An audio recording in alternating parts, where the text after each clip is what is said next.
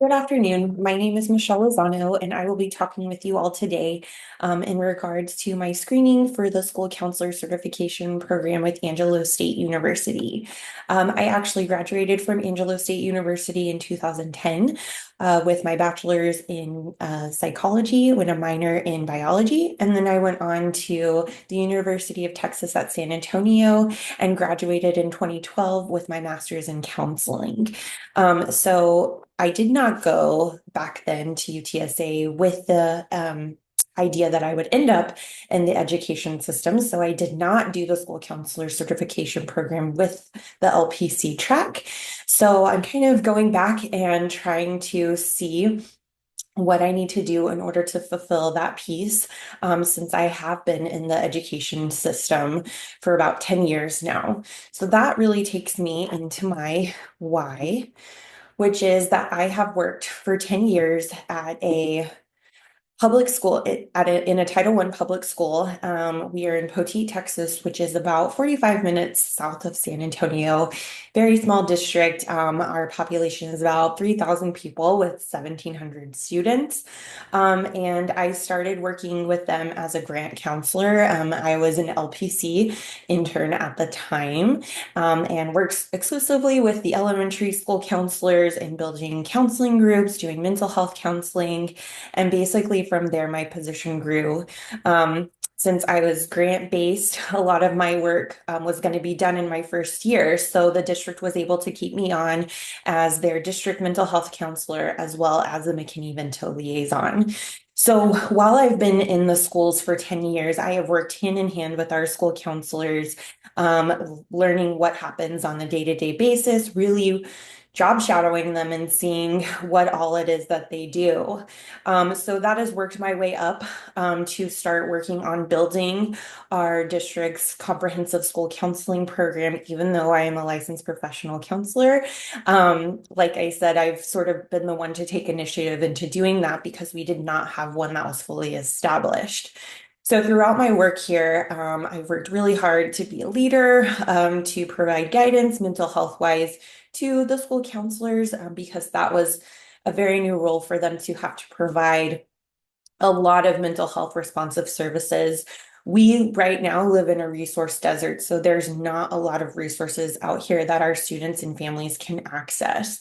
So while I've been here for 10 years and working on building their comprehensive school counseling program, I was also in 2022 promoted to the Director of Counseling and Mental Health Services. So that means that I have oversight over the whole counseling program as well as our brand new addition, which is a mental health center, which is actually LPCs that are staffed and paid for by our school district to provide free counseling services for students and their families. And so we are super proud of this accomplishment. We're able to get interns from the local colleges to come out and work with us to provide free services for our students. And so I oversee that program as well. Like I said, our school counselor program. So that kind of takes me into my why. I feel that because I do oversee the school counseling program, it is very important for me that I also obtain this license because I intend on staying within the school system for the foreseeable future. My goal is to one day be able to specialize into providing LPC supervision for exclusively counselors that work in the school system.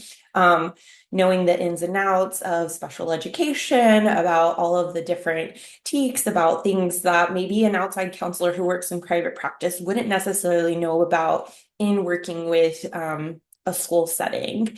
So again, I have been in the schools for 10 years, and I think right now is the time, especially me being in this leadership role, that I do need to take the next step and to maintain that school counselor certification and make sure that I'm checking off all the boxes, so that way I can provide the most comprehensive services to not only our students, but our families and to my district.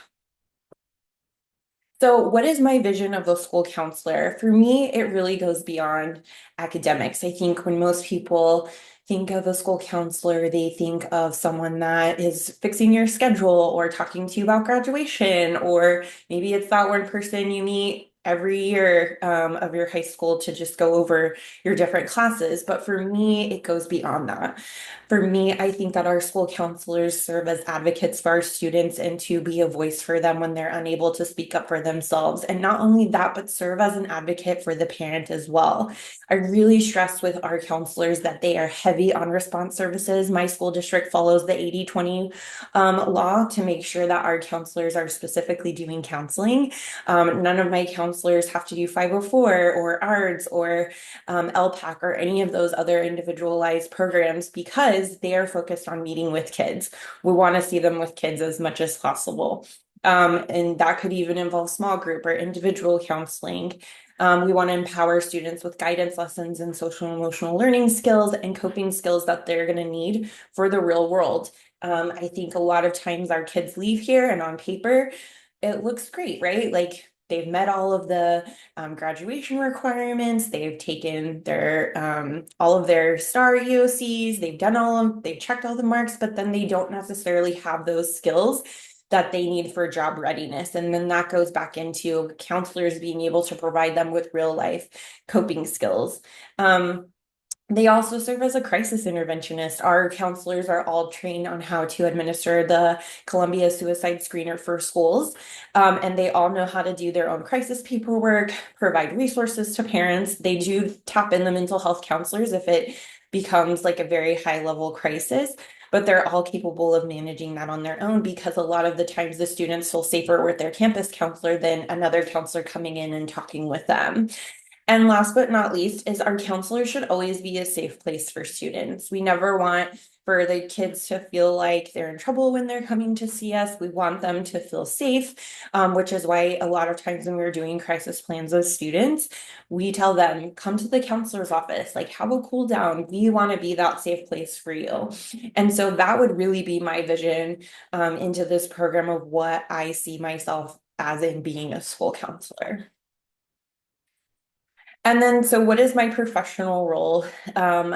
Really, I'm a team player. I think that being in a leadership role, you really have to make sure that you get along with difficult personalities, especially being at the district level. I have to coordinate a lot of times with principals and assistant principals and other directors and kind of understanding what their roles are and their best interests of their program and really being able to compromise and having that give and take and being transparent it is about what it is that we do.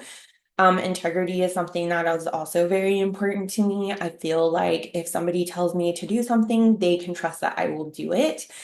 And then being in a leadership role, I've had to learn how to have those difficult conversations. What I talk about with my team is sometimes these are hard to hear, good to know.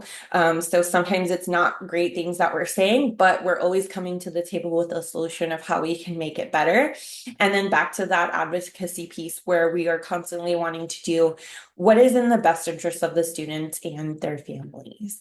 And I feel like in my time as being the director, I've really had to practice a bunch of these different roles, and being a professional in an education environment can be difficult sometimes because schools are their own ecosystem and they thrive on their own. They have their own rules, their own social norms. And so it's really important, especially coming in from the outside, that you're aware of how schools operate, all of the different programs that are offered to students, and then the best way to navigate those hard conversations with staff and their families as well.